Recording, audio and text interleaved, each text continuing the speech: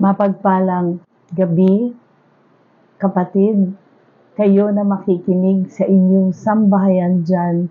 Pagpalain ang inyong sambahayan. Mapagpalang araw kung araw man dyan ngayon. Mapagpalang umaga, mapagpalang hapon, mapagpalang linggo. Pagpalain po ang bawat isa sa atin. Purihin natin ang Panginoon. Ang ating Panginoon ay karapat-dapat na purihin, kaya purihin siya. Tayo ay manalangin.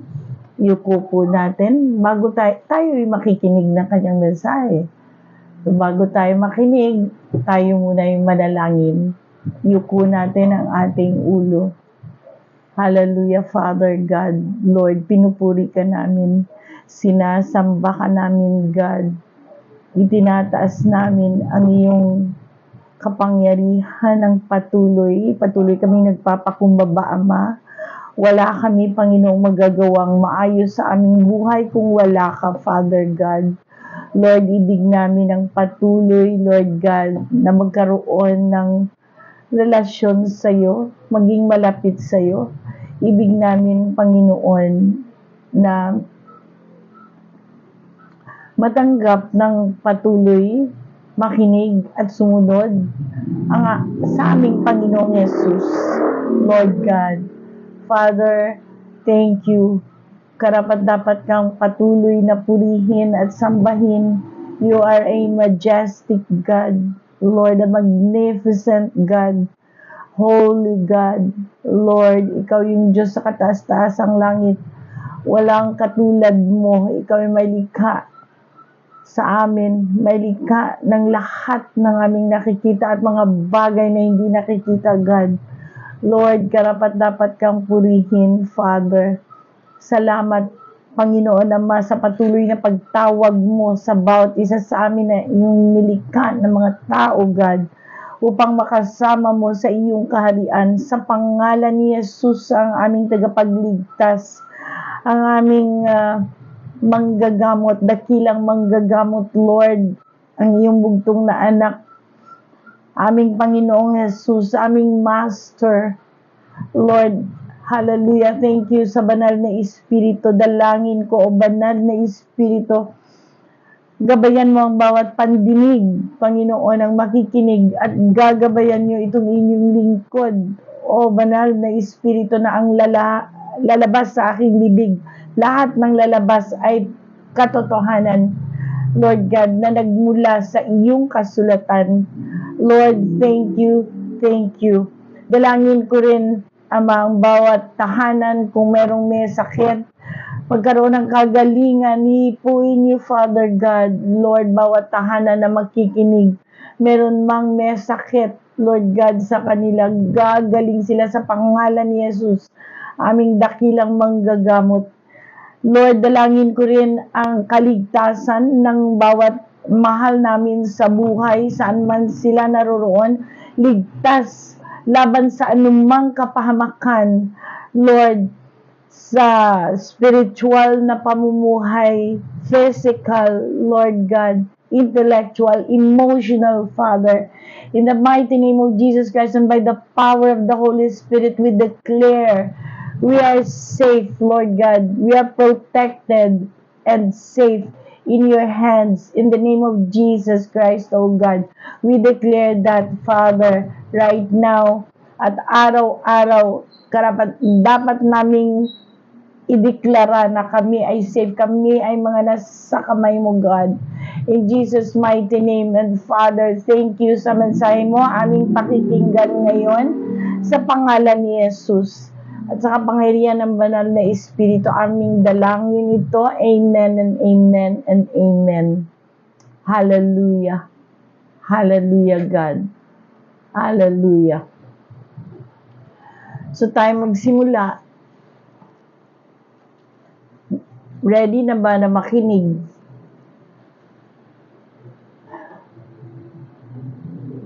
Nilikha ng Diyos ang tao na merong pandinig. Kaya dalawa ating tenga para makarinig ng maigi. mata para makitang maigi, 2 mata, at nilikha tayo ng Diyos, may puso at may utak para sa kaisipan. Dito tayo punta sa ating mga naririnig at nakikita. Ang mga naririnig ng ating tenga sa ating mga naririnig at nakikita, ano ang nakikita ng ating mata ay kumukonect sa ating puso at kaisipan. Ayan po ang mga iilang kasama sa disenyo ng God sa tao. Kay Adan pala nagsimula na ang ating Diyos na magbigay ng instructions. So narinig niya, nakikita niya yung Diyos. Dahil noon ang ating Diyos Ama ay nandito pa lang sa lupa. Nung nilikha niya ang lupa, nandito kaharap niya si Adan. So nakikita siya ni Adan, 2 mata ni Adan. No? So, nagbigay siya ng instructions na baliwala ang instructions na binigay ng God sa kanya, na sinabi ng ating Diyos Ama kay Adan, na baliwala at sila ay sumuway kay God agad. Bakit? Dahil nagpatukso agad sila nung sinabi ng Diyos Ama na huwag ninyong kainin ang bunga ng punong ito, puno ng buhay. So, sila ay sumuway kay God, hindi nila yun, nabaliwala ang instruction ng God. Kaya nga, isa sa disenyo ng God ang mag-aral ang tao. At habang nag-aaral, meron tayong tenga muli at merong mata para ang pinag-aaralan ay papasok, magkukonek sa ating puso at sa ating utak. Kung ano narinig natin, kung ano nakikita natin, nagkukonek agad sa isip natin at sa ating puso, sa ating damdamin. So, ito po, lalo na patungkol sa buhay espiritual ng tao, kailangang pag-aralan. Paano? Ano ang tungkol sa espiritual natin? Ang relasyon kay God. Paano ba tayo magkaroon ng relasyon kay Lord? Yun ang ibig ng God. Pag-aralan, makinig. At isa puso, isa buhay, sumunod. Lalo na ang patungkol sa buhay ng espiritual ng tao. Ay tayo yun, tao, tayo yun. Nilikha tayo ng God para magkaroon ng relasyon sa Kanya, para makasama niya sa Kanyang kaharian. Na magkaroon ng tunay na pananampalataya sa Kanya. Marami po na naglilihis. Bakit? Naririnig, pero hindi na isa sa puso. Hindi nagko-connect sa puso, hindi nagko-connect sa isip. Ang naririnig, ngayon lang ang mga sinasabi ko, kaya dinadalangin ko na ang banal na Espiritu ay bigyan kayo ng bawat isang nakikinig. Ako din naman, para sa akin din ito, na mag-connect ito sa ating puso. Dalangin ko ang banal na Espiritu na gabayan ang inyong pangdinig. Mag-connect din sa isip, no? Magkaroon tayo ng tunay na pananampalataya. Tunay, marami pong nagsasabing may pananampalataya sila kay God. Hindi tunay. Kasi ang mga naririnig nila tungkol sa kasulatan, tungkol sa mga sinasabi kay God, sa batas ng Diyos, sa utos ng Diyos, naririnig. Pero hindi nila naisa sa puso, hindi nasa sa isip, hindi nagko-connect sa kanilang pamumuhay. Tayo po yun. Ang Biblia po ay ginawa ng God para sa tao. Kasulatan niya to noon pa. Kasulatan ito ng kanyang mga hinirang mga tinawag. Ang atin pong teksto, ito po. Hosea chapter 4 verse 6. Ating teksto. Sabi, my people are destroyed from lack of knowledge. Because you have rejected knowledge, I also reject you as my priests. Because you have ignored the law of your God, I also will ignore your children. Tatagalugin ko pa para mas maunawaan ang ibig ng Tagalog. Sa Hosea po tayo, chapter 4, verse 6, ang aking bayan ay nasira dahil sa kakulangan ng kaalaman. Sapagkat ikaw ay nagtakwil ng kaalaman, akin namang itatakwil ka upang ikaw ay huwag maging saserdote ko, yamang iyong nilimot ang kautusan ng iyong Diyos, akin namang kalilimutan ang iyong mga anak. Ito po ay sinabi sa kasulatan, sinabi ng God the Father sa kasulatan ng Hosea. Sabi niya, aking bayan, ibig sabihin yung mga tinawag niya. Ikaw ito, tinawag niya na nakikinig. Ako na nakikinig. Marami na tinawag ng God para makinig. Pero natatakwil pag hindi na susunod ang kanyang mga utos. Atin pong tema, kaalaman kumpara sa kamangmangan. Ang kaalaman po o katalinuhan o karunungan tungkol po sa ating relasyon kay God, ayun ang ibig ni Lord. Yun po ang ibig niya, na matalino tayo sa pagkikipagrelasyon sa Kanya. Ano yun? Makinig at sumunod. Dalawa po. Pag napapakinggan nyo ang mga utos niya, napapakinggan nyo ang Kanyang batas, napapakinggan nyo na may sumpa pag hindi siya nasunod, matatakot kayo sa Kanya. Matatakot kayo. Kaya nga sabi, magkaroon ng takot kay God. Ibig sabihin, takot para lumayo ka sa sumpa. Ano yung mga sumpa? Mamaya po, malalaman natin. So, ang ating tema, kaalaman, karunungan, katalinuhan, ikumpara sa kamangmangan. Tungkol saan? Sa relasyon kay God.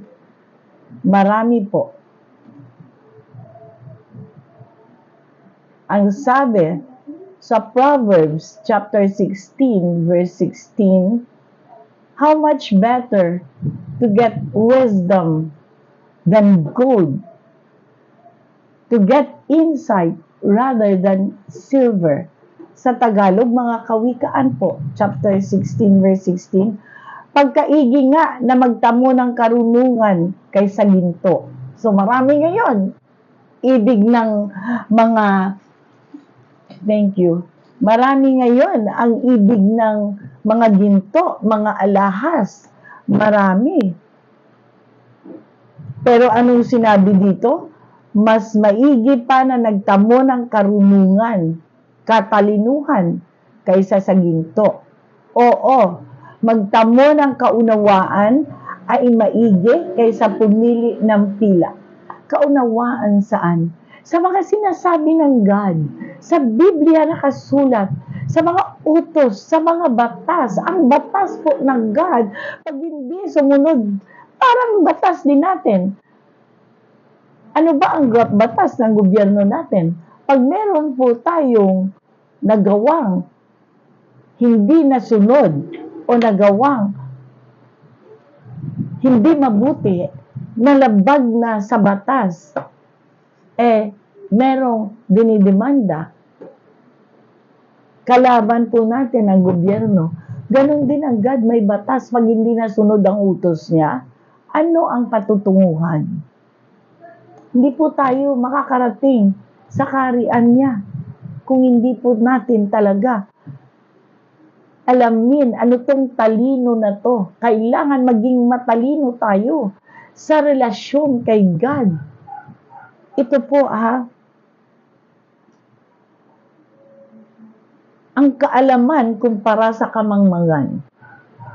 Kaalaman po na sinasabi dito ng God ay higit na patungkol sa Kanya. Na kaalaman, katalinuhan sa personal na relasyon kay God kumpara sa kamangmangan ng relasyon sa Kanya. Kamangmangan. Kaya nga mag-aaral bata pa nag-aaral na para may alam sa lahat ng kung ano ang dapat malaman sa pamumuhay o sa paghanap buhay. Lalo na sa relasyon natin kay God, dapat matalino tayo. Paano tayo makipagrelasyon sa Kanya? Dapat pag-aralan. Saan? Sa Biblia. Ang kaalaman po na sinasambit dito ng ating Diyos ay yung tunay na nagsasaliksik ng Kanyang kalooban, ng Kanyang mga batas, at ng Kanyang mga utos at nakahandang sumunod. Kinikilala siya at merong pagkagutom sa Kanyang presensya, pagkagutom sa Kanyang mga salita. Ito po'y pagkain ng ating kaluluwa, ang Kanyang mga salita. Kaya nga hindi nyo po alam, ang kaluluwa po natin ang huhusgahan pag tayo po ay wala na sa lupa. May pagkagutom sa Kanyang mga salita, magkaroon ng tunay na pananampalataya sa Kanya. Tunay. Marami po nagsasabi na nampalataya sila, nagsisimba sila, nag-attend ng church, pero tunay nga ba ang kanilang pananampalataya? Ang tunay po na pananampalataya kay God ay yung sumusunod sa Kanyang mga utos. Hindi po bastante na mabait lang tayo. Sabi sa Mateo chapter 7 verse 24 hanggang 25, verses 24 hanggang 25, Mateo chapter 7. Kaya't ang bawat dumirinig ng aking mga salitang ito at sinusunod ay matutulad sa isang taong matalino na itinayo ang kanyang bahay sa ibabaw ng bato, at lumagpak ang ulan at bumaha at humihip ang mga hangin at hinampas ang bahay na yaon at hindi nabagsak sapagkat natatayo sa ibabaw ng bato. Naunawaan niyo ba yon? Matalino kayo kung maunawaan niyo yung ibig sabihin na at lumagpak ang ulan at bumaha, at humihip ang mga hangin at hinampas ang bahay na yaon at hindi nabagsak sapagkat natatayo sa ibabaw ng bato. Ibig po sabihin, ito po yung matalino na ang kanyang bahay itinayo sa ibabaw ng bato. Ang ibig sabihin po ng bahay na ito, ang pamumuhay niya ay kasama niya ang Panginoong Yesus. Ang Panginoong Yesus ang bato. Kaya kung wala Panginoong Yesus, wala tayong pinapatungan o sinasamahan o niyayakap o sinasandalan na bato. At si Jesus po yun. Panginoong Yesus, siya yung bato. Sabi niya nga, ulitin ko, kaya't ang bawat dumirinig ng aking mga salitang ito at sinusunod ay matutulad sa isang taong matalino na itinayo ang kanyang bahay sa ibabaw ng bato. Kumbaga, sinasandalan ng ating pamumuhay ay si Jesus Christ, bato. Na pagdating ng paghusga ng God, kung saan ba ikaw sa langit o sa impyerno, ako, huhusgahan ng God. Kung hindi ako nagsasaliksik, hindi tayo nagsasaliksik ng tunay na pakikipagrelasyon kay God, na sumusunod sa kanyang mga utos, na sinasaliksik ang kanyang batas. Pag hindi daw sa bato at lumagpak ang ulan at bumaha at humihip ang mga hangin at hinampas ang bahay na iyon at hindi napagsak sapagkat natatayo sa ibabaw ng bato. Ibig sabihin, anumang trials, ngayon, ang daming may mga sakit, kasama yan. Tapos mamamatay na lang. Pero kung ikaw ay kasama mo, nakasandal ka sa Panginoong Yesus, dakilang manggagamot, ang sakit na yan hindi magdadala sa iyo agad sa kamatayan. Maliban na lang kung nandun ka na sa edad na kailangan na talagang mamatay. Kasi talaga namang dumadaan tayo sa sakit pag nasa edad na, pag talagang hanggang dun na lang tayo. So, ibig sabihin, sabi sa mga Kawikaan, chapter 18, verse 2, ang mangmang ay walang kaluguran sa pag-uunawa, kundi maihayag lamang ang kanyang puso. So, pag mangmang ka, wala ka, hindi ka nalulugod makinig, ayaw mong makinig, papasok dito sa tega mo, ayaw mag-connect sa iyong puso, ayaw mag-connect sa isip mo, narinig mo, pero wala kang ganang sumunod, hindi ka malugod na mag-unawa, kundi maihayag lamang ang iyong gusto. Yun lang ang ibig mo, yung may pamumuhay mo. Mga Kawikaan, chapter 18, verse 2 po yan. Ang mangmang ay walang kaluguran sa pag-uunawa, kundi maihayag lamang ang kanyang puso. Tulad ng mga nag-aaral, merong matalino, merong mangmang. Bakit? Ang matatalino, nakikinig mabuti. At pag nag-exam, kaya na nila, kaya pasado. Ang mangmang, walang ganang mag-aral. Oo, nandyan, nakikinig. Pero pagdating ng exam, hindi niya gets. Kasi, ayaw niyang mag-aral. Ayaw niyang ipasok sa isip niya.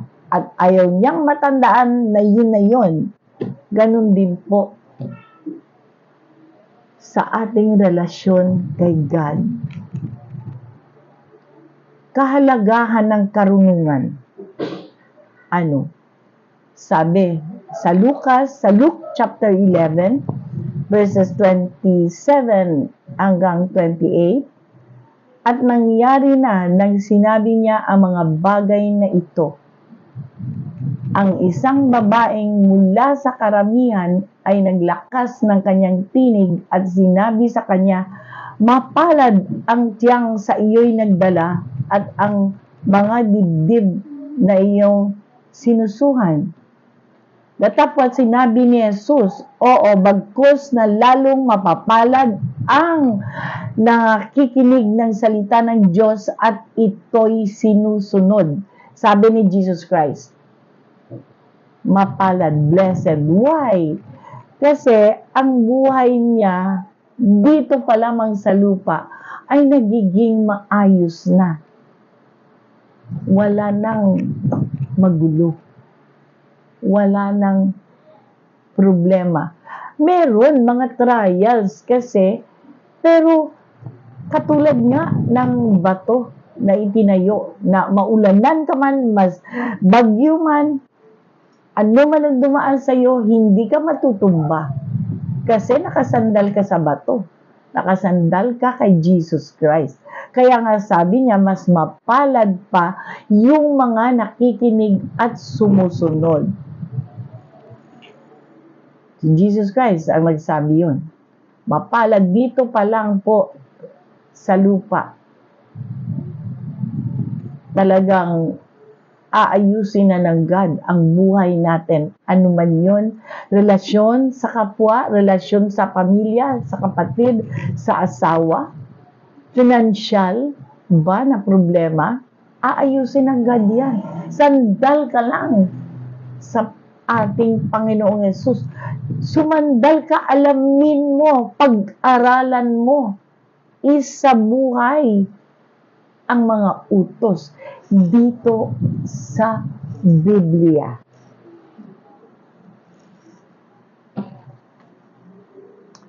Sabi sa Proverbs chapter 16 verse 20, whoever gives heed to instruction prospers, and blessed is the one who trusts in the Lord. Manampalataya kay God para maging isa sa katalinuhan ay tunay na nananampalataya, tunay na pinanampalatayanan at talagang sinasandalan ng God. Mga kawikaan po yun, chapter 16 verse 20, sa Tagalog nga, siyang nag-iingat sa salita ay makakasumpong ng mabuti. At ang nananalig sa Panginoon ay mapalad. Manalig po tayo sa Panginoong Diyos. Manalig tayo kay Jesus Christ, ating Panginoon. Paano ba tayo manalig? Alamin, makinig, isa puso, isa isip, isa buhay. Sundin ang mga utos ng God. Yan po ang blessed. Yan po ang kahalagahan ng karunungan. Mahalaga ang karunungan. Yung nalalaman natin, ano ba ang batas ng God? Sabi sa Deuteronomy chapter 28 verses 2 hanggang 5, all these blessings will come on you and accompany you if you obey the Lord your God. You will be blessed in the city and blessed in the country. The fruit of your womb will be blessed. The crops of your land and the young of your livestock, the calves of your herds and the lambs of your flocks. Your basket and your kneading trough will be blessed. Tatagalugin ko po kasi meron po talagang nangingi ng Tagalog, which is tama naman para maunawaang mabuti, no? At ang lahat ng pagpapalang ito ay darating sa iyo at aabot sa iyo kung iyong didinggin ang tinig ng Panginoon mong Diyos. Ano po yung tinig? Ito pong mga naihahayag. Yan po ay tinig ng God. Yung pong naisusulat dito sa Biblia ay tinig ni Lord. So, ang lahat ng pagpapalang ito ay darating sa iyo at abot sa iyo kung iyong didinggin ang tinig ng Panginoon mong Diyos. Verse 3, magiging mapalad ka sa bayan at magiging mapalad ka sa parang. Ibig sabihin, kung saan ka man, mapalad ka, magiging mapalad ang buhay mo, magiging maginawa ka. Magiging mapalad, verse 4, ang bunga ng iyong katawan, ibig sabihin ng mga anak mo, at ang bunga ng iyong lupa, ang iyong hanap buhay, at ang bunga ng iyong mga hayop, ang karagdagan sa iyong bakahan, at mga anak ng iyong kawan. Ibig sabihin ng mga hanap buhay mo, saan ka man, yan ay sasagana kung matalino ka sa pakikipagrelasyon kay God. Magiging mapalad ang iyong buslo at ang iyong palayok. Ibig sabihin, saan man ikaw nag-iipon ng kung ano man ang iniipon mo, ang nilalagay, ang stocks mo, palayok daw, magiging mapalad ka. Ibig sabihin, pagkain mo, hindi ka magugutuman. Talagang, ito naman po ang kahinatnan ng kamangmangan. Deuteronomy chapter 28 verses 15 to 22. Tagalugin ko na ng diretso. Ngunit, mangyayari na kung hindi mo didinggin ang tinig ng Panginoong mong Diyos na isasagawa ang lahat ng kanyang mga utos at ang kanyang palatuntunan na aking iniuutos sa iyo sa araw na ito, ng lahat ng sumpang ito ay darating sa iyo at aabot sa iyo. So, ibig sabihin, may sumpa. Narinig mo na, tapos, lulusot lang sa magkabila ang tenga, hindi po magkukonek sa puso mo, hindi magkukonek sa isip mo, dahil wala kang ganang sundin. Mag-connect man yan, meron talagang ayaw. So, itutuloy ko lang, ha? Susumpain. Meron. Totoo po itong nakasulat. Susumpain ka sa bayan at susumpain ka sa parang. Ibig sabihin, kahit saan ka, susumpain ka. Hindi ka magtatago, hindi ka makakatago kay God. Verse 17, susumpain ang iyong buslo at ang iyong palayok, ang iyong hanap buhay, ang iyong mga stocks. Ano man ang stocks mo, susumpain ng God. Saan ka man ang kukuha ng negosyo mo, hanap buhay mo, susumpain. Ibig sabihin, mawawala lahat yan. Lalo kang maghihirap. Susumpain ang bunga ng iyong katawan, mga sakit. Ha? At bunga ng katawan mo, mga anak yun. At ang bunga ng iyong lupa, hanap buhay, ang karagdagan ng iyong bakahan at ang mga anak ng iyong kawan. Ibig sabihin, mga kamag-anak mo pa, mga tao mo pa, mga may tauhan ka ba, may kasamahan ka ba sa hanap buhay mo, ay susumpain.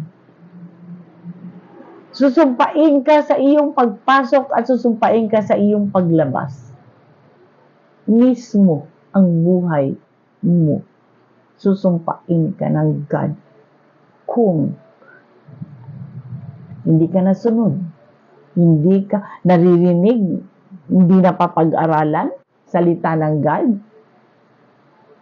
Kaya nga, ang tao, nilikha niya talaga na kailangan mag-aral, lalo na sa relasyon niya sa iyo, sa relasyon mo sa Kanya, kay God. So, ibig niyo ba yon? So, ating pong katapusan, ito po yung ating katapusan, Proverbs chapter 3, verses 1 to 8. Itatagalog ko na.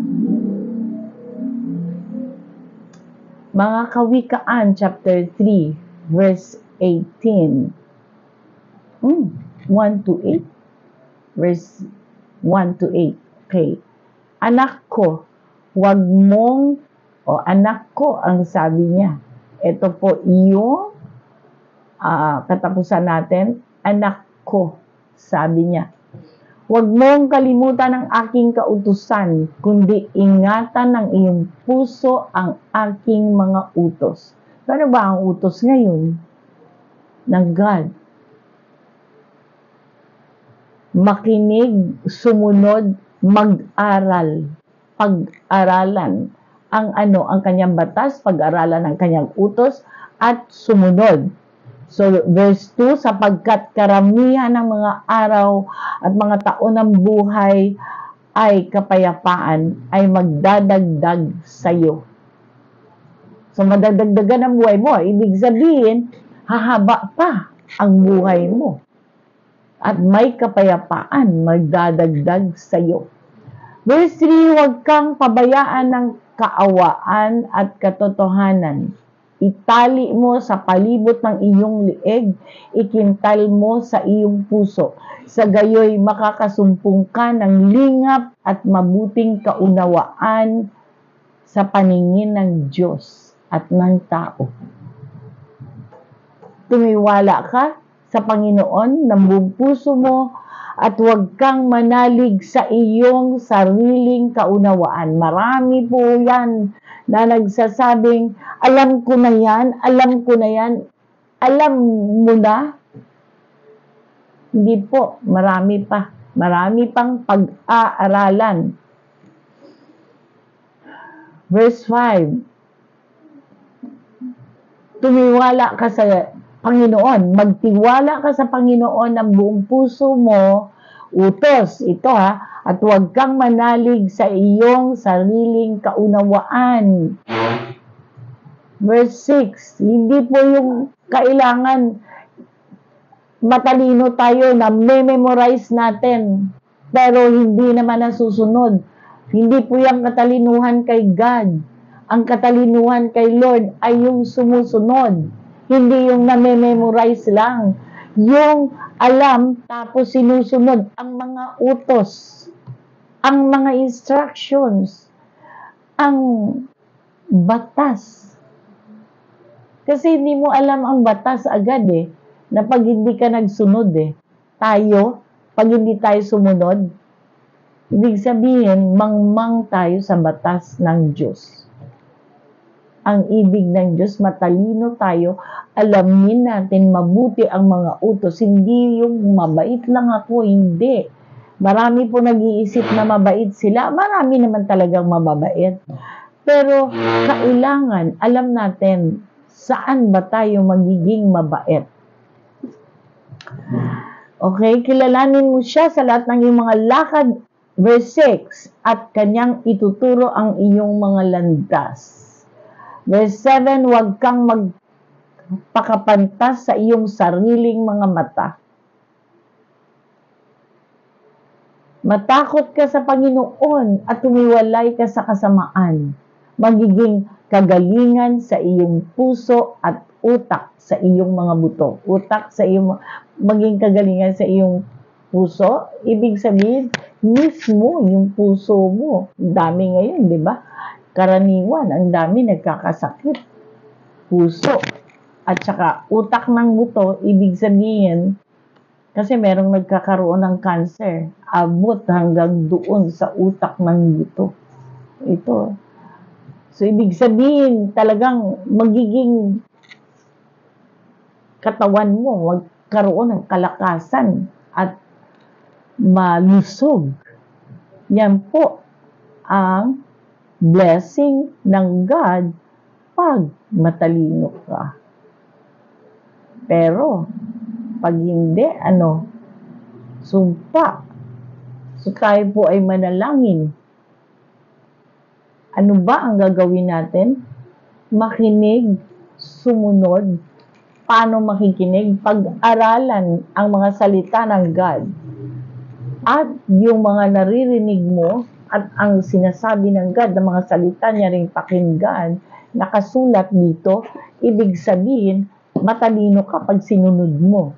Pero kung magaling ka lang, marami ka na memorize, panay attend mo ng church, worship ka, wala ka naman sinusunod, mangmang ang tingin ng God. So, amen? Tayo po ay manalangin, tayo nagtapos dito. Hallelujah, God. Hallelujah. Salamat, O Ama, sa iyo, Panginoong mga mensahe na patuloy kang nagpapatuloy na magsalita sa amin sa pamamagitan ng kasulatan, God, na talaga, Panginoon, salamat dahil mahal mo ang iyong mga nilikha. Mahal mo kami, God. Ibig mong makasama kami sa iyong kaharian, na huwag kaming maging mangmang, Lord God. Kailangan na maging matalino kami. Kaya dalangin ko ang bawat isang nakarinig ay talagang magpatuloy na pag-aralan ang iyong mga batas, ang iyong salita, at makinig, Panginoon, sa iyong mga mensahe na dala, Panginoon, ng iyong mga lingkod na mga preachers. Father God, salamat, salamat. Panginoon, thank you. We adore you. We praise you. We honor you, O God, our Father. Ibig namin, nangad namin talaga, Panginoon, na maging kalugod-lugod kami sa iyo, Father. Maging matalino kami, Panginoon, sa aming relasyon sa iyo. Maging matalino kami sa iyong mga batas, Father God. Matalino kami, Panginoon, sa pagsunod. Hallelujah, God. Hallelujah. Ayaw namin, Panginoon, na mangmang kami, Father. Lord, na hindi kami susunod, ma-memorize lang, hindi susunod. Ayaw namin yan, Lord. Kaya dalangin ko, nagpapasalamat ako, God. Meron kaming Diyos. Nandito pa lang kami sa lupa. Pag kami ay sumusunod, gumiginawa ang aming buhay. At humahaba pa, Panginoon, ang aming buhay, Father. In the name of Jesus Christ, thank you, Lord God. Thank you. This is our prayer. Thank you, Father. In Jesus' name, amen and amen. Thank you, Holy Spirit. Thank you, God. Amen and amen. Amen.